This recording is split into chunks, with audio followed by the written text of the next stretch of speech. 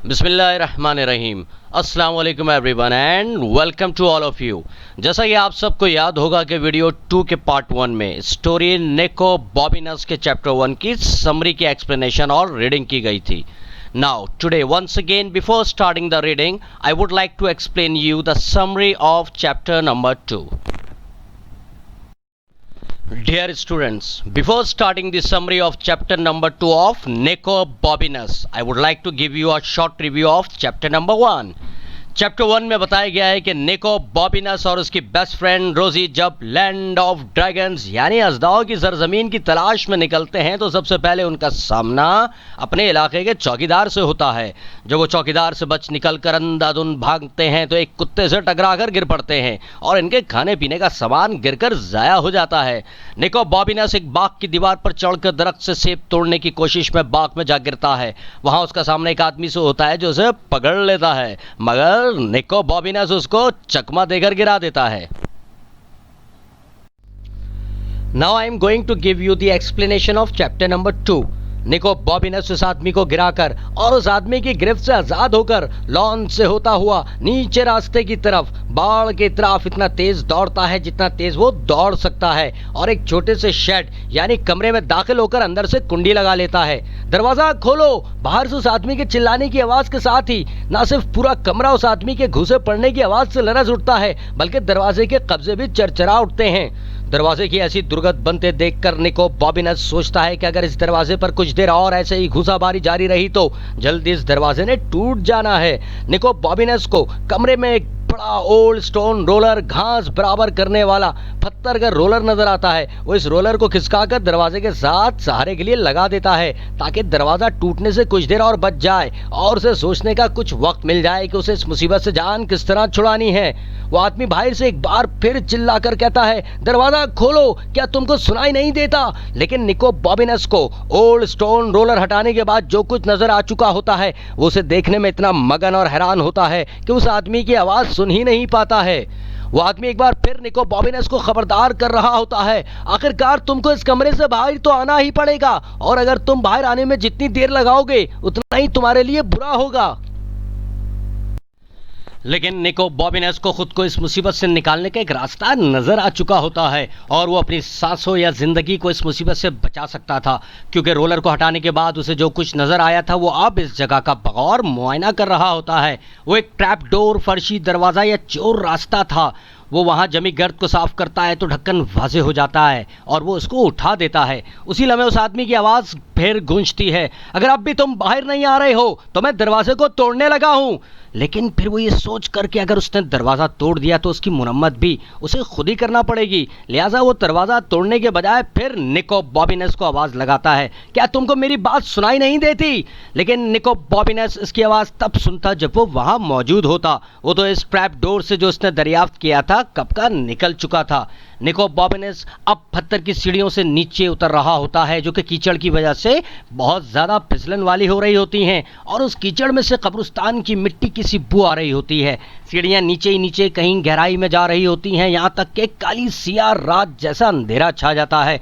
निको बॉबिनस खुद को इस गंभीर सूरत हाल में पाकर खुद से कहता है, रोजी ये सब तुम्हारा कसूर है कि मैं जो आज इस वक्त इस मुश्किल में फंसा हुआ हूँ। निको बॉबिनस को अपने दिल की धड़कन वाज़े सुनाई दे रही होती है और इसके साथ साथ इस तंग रास्ते पर गीली और सीलन ज़दा चट्टान पर चलने से उसके कदमों की आवाज़ भी गूंज रही थी। यहाँ तक कि उसे लगा कि अब आगे कुछ नहीं है, क्योंकि अंधेरा ऐसा था कि हाथ को हाथ सुझाई नहीं देता था और निको बॉबिनस को ऐसा महसूस हो रहा था कि जैसे वो घुप अंधेरे में गिरता जा रहा है। और उसी लम्हे कई ख्याल निको बॉबिनस के जहन में एक के बाद एक आ रहे होते हैं। पहला ख्याल जो उसके जहन में आता है वो ज़रा गुस्सीले अंदाज में कहता है, बॉदर यानी मुश्किल, मुसीबत, परेशानी। और दूसरा ख्याल पहले ख्याल के मुकाबले में कुछ जालिमाना किस्म का होता है जो उसकी बेस्ट फ्रेंड रोजी के बारे में था, जिसने उसे इस मुहिम पर यानी सफ़र पर चलने के लिए उकसाया या मजबूर किया था। वो ख्याल कुछ यूँ होता है कि उसकी दोस्त सांपों के बिल या ऐसे गड़े के ऊपर लटकी हुई है जो सांपों से भरा हुआ है और खौफनाक अजदहे आग बरसाते उसकी तरफ लपक रहे हैं। और तीसरा ख्याल ये था कि अगर फ़र्ज़ किया जाए कि ये कुआं है, एक गहरा नाकाबिल इस्तेमाल बेकमाल कीचड़ से भरा हुआ, जिसकी दीवारें कीचड़ और काई जमे होने की वजह से इतनी फिसलन वाली हैं कि जिनसे ऊपर चढ़कर बाहर नहीं निकला जा सकता हो, और नीचे कुएं की तह में बर्फीला पानी होके। और इसीलिए मैं जब निको बॉबिनस ये सोच रहा था तो उसे पता चलता है कि इस वक्त वो जहाँ है वो कोई कुआं नहीं है, और ये हकीकत उसे अचानक से मालूम होती है और बहुत तकलीफदा होती है। निको बॉबिनस अपने आप से कहता है ओफ, और वहीं घटाघुप अंधेरे में लेट जाता है, और उस वक्त उसकी ये हालत होती है जैसे उसके जिस्म में अब कोई सांस बाकी नहीं बची हो। ये लम्हे ऐसे होते हैं जैसे कि पूरे का पूरा विंटर सीजन यानी सर्दियों का मौसम गुजारने की तरह तवील, लेकिन हकीकत में ये चंद लम्हों की बात होती है। जैसे ही एक पत्थर निको बॉबिनस के सर से आकर टकराता है तो अपने होश आवाज में वापस आ जाता है। ओफ एक बार फिर निको बॉबिनस के मुंह से निकलता है। फिर वो महसूस करता है कि जैसे उसे ऊपर कहीं से कदमों की आवाज आती महसूस हो रही है। निको बॉबिनस कदमों की आवाज सुनकर आवाज लगाता है, सर रुक जाइए। इतने में वो आदमी उसके पास पहुंचकर चिल्लाकर कहता है, आहा मैंने तुम्हें अब ढूंढ लिया है, और अब मैं तुम्हारे जिस्म की एक एक हड्डी को खूब पीटूंगा यहाँ तक कि वो काली ना हो जाएं।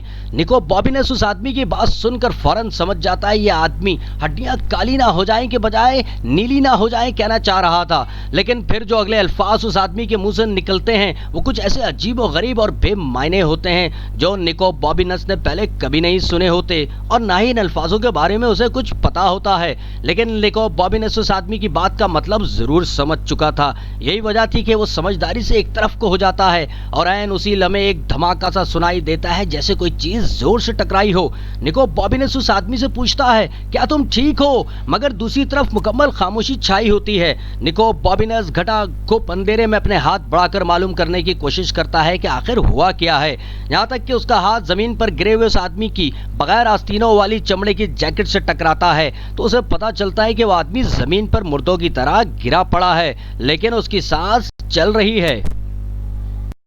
निको बॉबिनस अपने आप से कहता है, मुझे मदद हासिल करने के लिए जरूर कुछ करना चाहिए, और वो अंधेरे में इधर उधर हाथ पांव मारता है ताकि यहाँ से निकलने का कोई रास्ता तलाश कर सके। जो रास्ता वो दरियाफ्त कर पाता है उससे उसका दिल डूब जाता है, क्योंकि वो फर्श के पास एक तंग सा सुराख होता है जो बामुश्किल 1 फीट ऊंचा होता है। वो इतने तंग रास्ते को देखकर अभी अपने आप से ये कह ही रहा होता है कि इस तंग रास्ते से तो अगर मैं भी अपने जिस्म को मोड़ तरोड़ कर निकालना चाहूं भी तो नहीं निकल सकता। लेकिन उसी लम्हे उसे रोजी की खुशी और जोश से भरी आवाज सुनाई देती है जो कह रही होती है, निको बॉबिनस तुम बिल्कुल ऐसा कर सकते हो। निको बॉबिनस इधर उधर घूमकर देखता है कि देख सके रोजी उसे कहां से आवाज दे रही होती है, लेकिन उसकी हैरत की इंतहा हो जाती है जब वो ये जान लेता है कि ना तो वहां रोजी है और ना ही कोई और।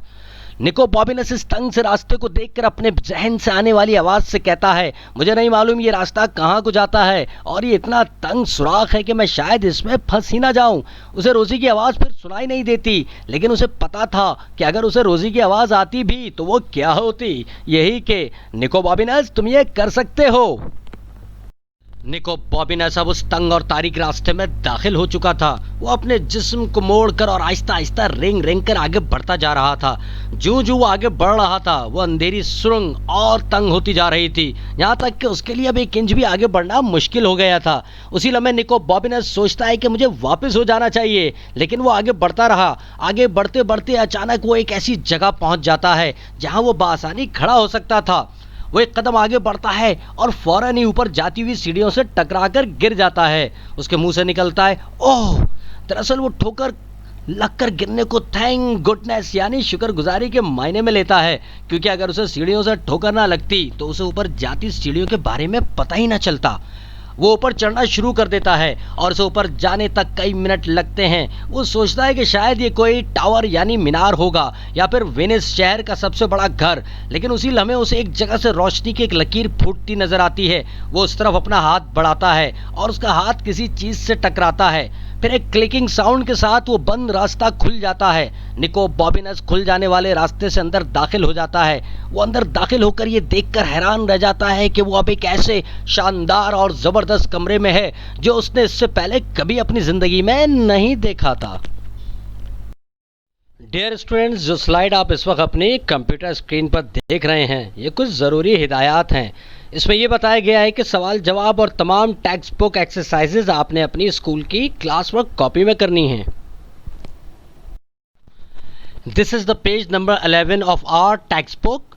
इस पेज पर जिन एक्सरसाइजेस को टिक किया गया है आपने सिर्फ उन एक्सरसाइजेस को अपनी क्लास वर्क कॉपी में लिखना है। And here comes the page number 12। इस पेज पर भी टिक की गई एक्सरसाइजेस को बताए गए तरीके के मुताबिक किया जाएगा। Now it's time to do workbook exercises. Here comes the relevant information about workbook exercises. Dear students, note that workbook की तमाम एक्सरसाइजेज वर्कबुक में ही सॉल्व की जाएंगी। Dear students, we have 4 pages of workbook and all 4 pages to be solved in your workbook. And here I am going to show you all those 4 pages. This is our page number 1. This is page number 2. This is page number 3 and this is our last page, page number 4. मुझे उम्मीद है कि आप सब ने मेरी बात को तवज्जो से सुना होगा। I hope that all of you will do your work as instructed.